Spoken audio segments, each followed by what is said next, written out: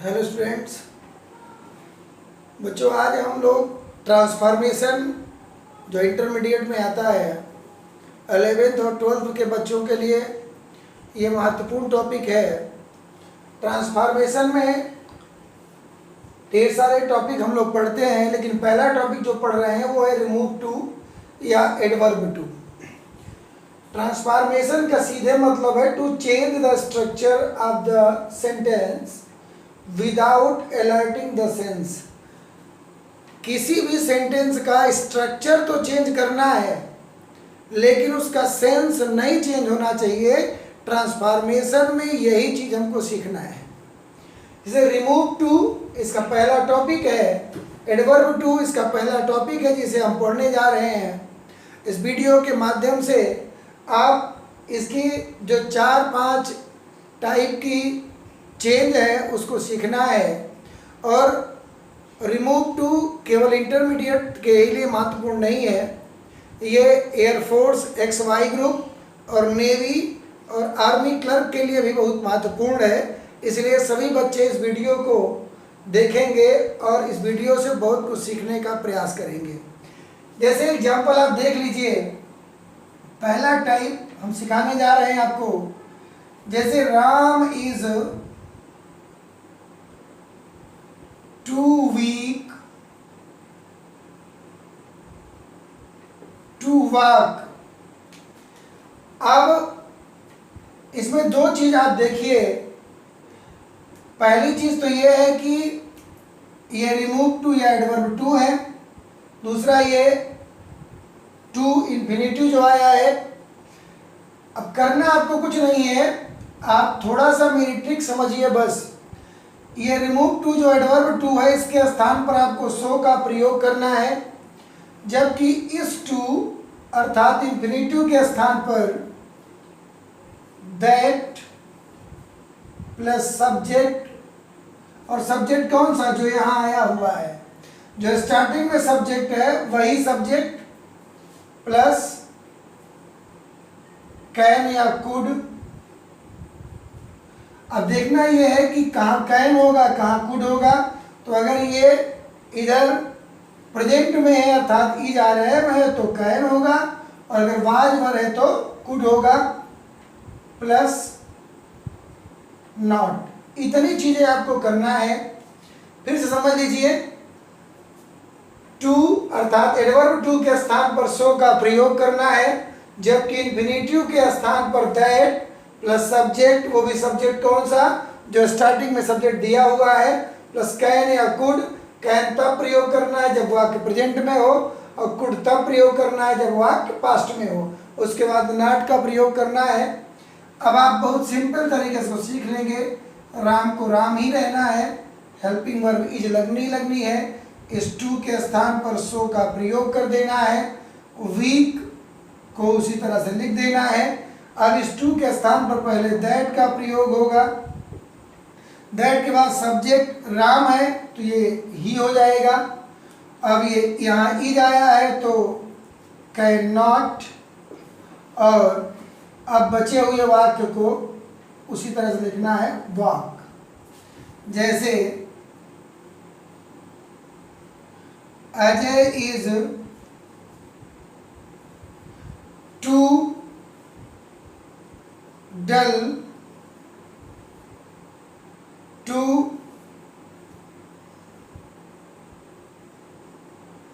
Solve it. अब देखो इधर ये दोनों टू में ही परिवर्तन करना है हमें। क्या कर लेंगे? Ajay is so dull that he cannot solve it। ये तो पहला टाइप है जिसे आप लोग सीखे हैं।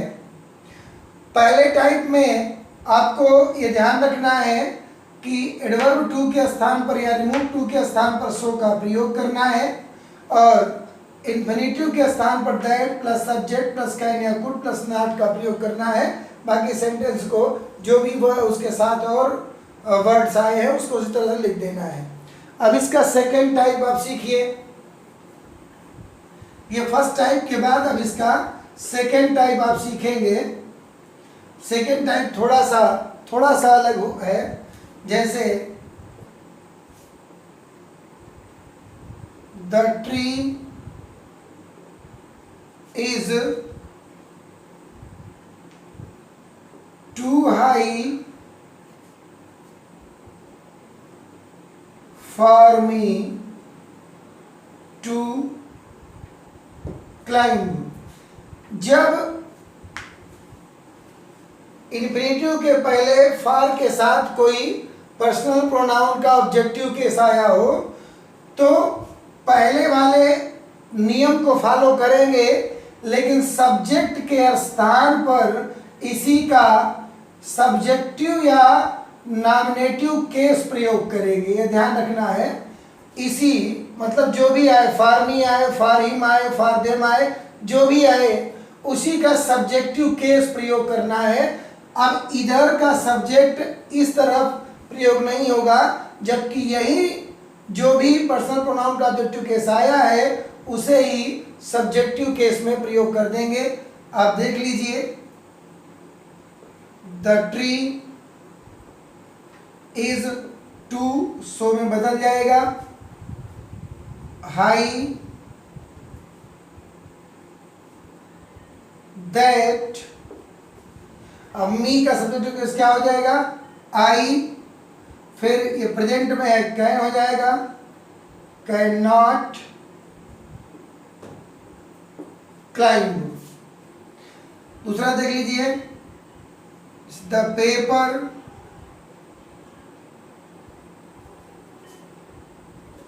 Is too difficult for them to solve. अब कंडीशन आप समझ लीजिए, द पेपर, यहां वाज मान लीजिए ताकि प्रेजेंट पास्ट का कॉम्बिनेशन आप ठीक कर सको। द पेपर वाज, टू के स्थान पर सो का प्रयोग हो गया, सो डिफिकल्ट दैट, देम का सब्जेक्टिव केस दे हो जाएगा। क्योंकि यहां वाज आया है तो क्या हो जाएगा, अब कुड नॉट सॉल्व। ये सेकेंड टाइप इसका हो गया है। अब इसका थर्ड टाइप आप देखिए,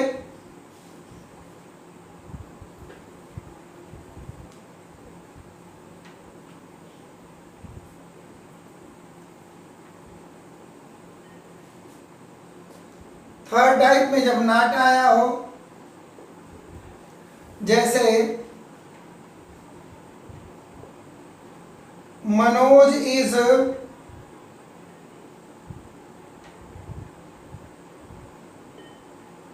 to active not to work.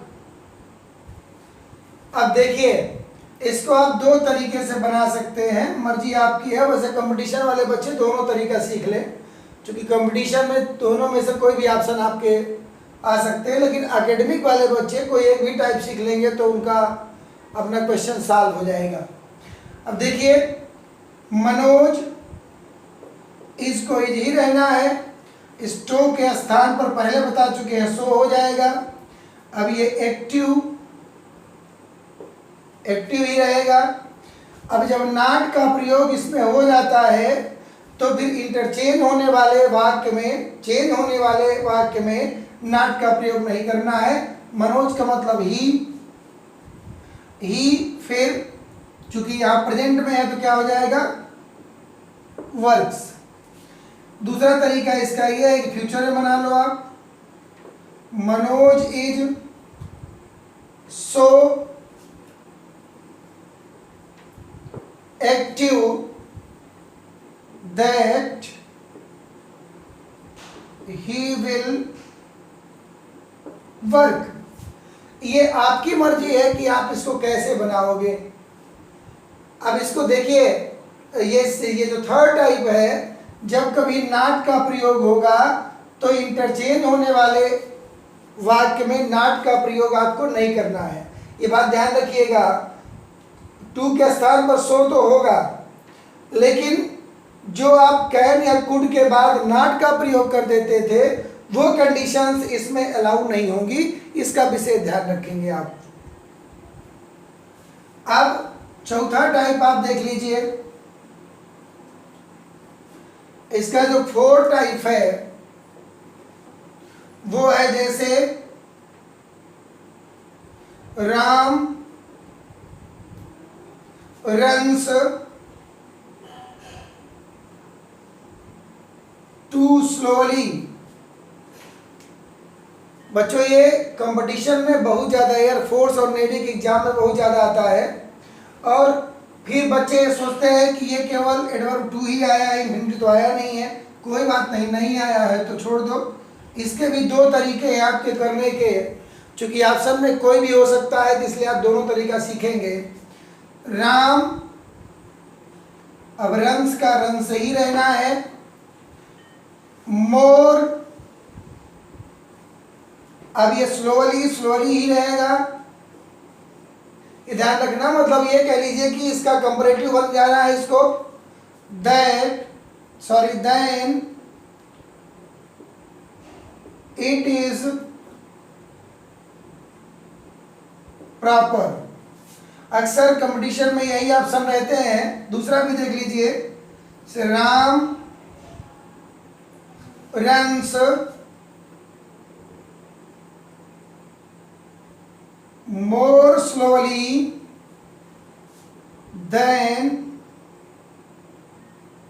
he should।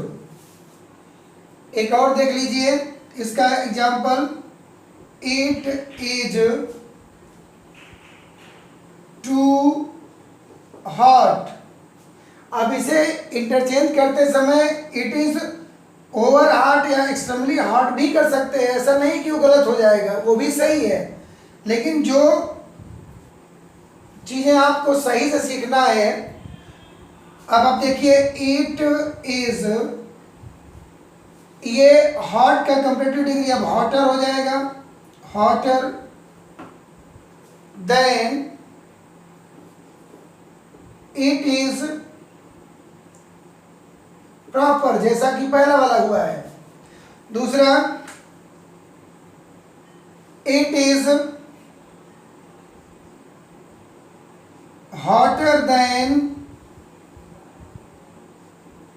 It should be. ये बहुत इंपॉर्टेंट है, और ये इंपॉर्टेंट इसलिए भी है क्योंकि इसमें इन्फिनिटिव का प्रयोग नहीं होता है। अब आप इसका जो फिफ्थ टाइप है वो सीखना है आपको।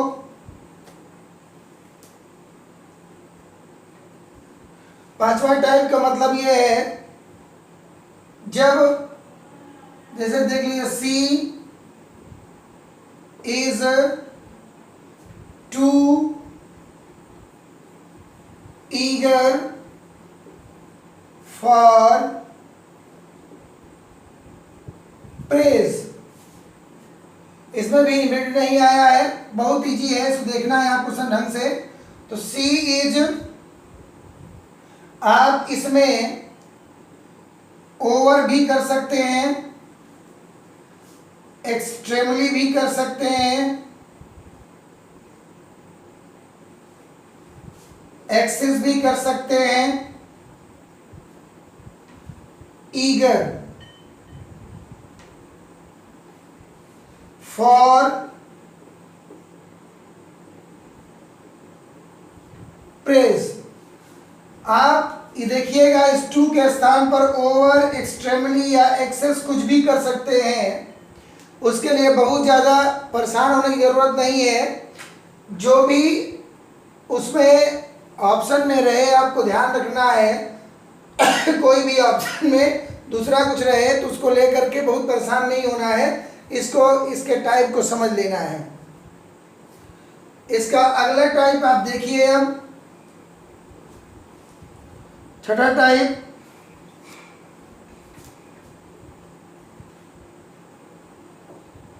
The news is too good to B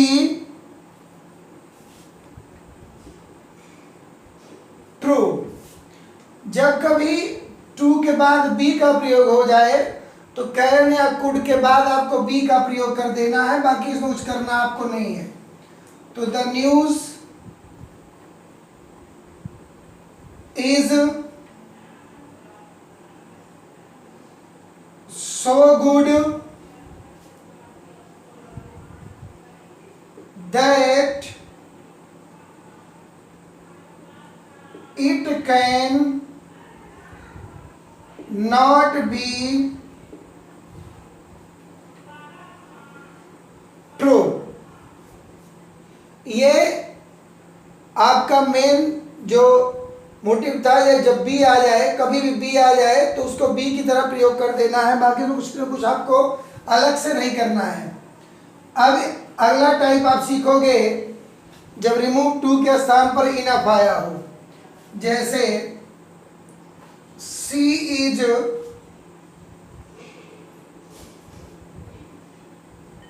toll enough to touch the fan.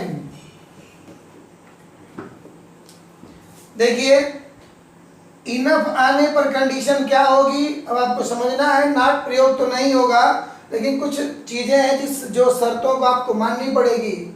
जैसे अब देखिए सी इज, अब ये जो इनफ है वो वेरी में बदल जाएगा, वेरी टॉल, ये ध्यान रखिएगा। इनफ वेरी में बदल जाएगा, एडजेक्टिव इधर आ जाएगा, टॉल एंड यहाँ इज है, इसलिए यहाँ क्या होगा, कैन।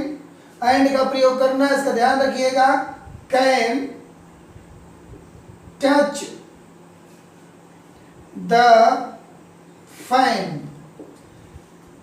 देखिएगा इनफ आने पर नॉट का प्रयोग तो नहीं होगा, लेकिन ये ध्यान रखना इनफ के स्थान पर वेरी का प्रयोग होगा, और ये जो एडजेक्टिव है वो वेरी के बाद चला जाएगा। एक और देख लीजिए, द गर्ल वॉज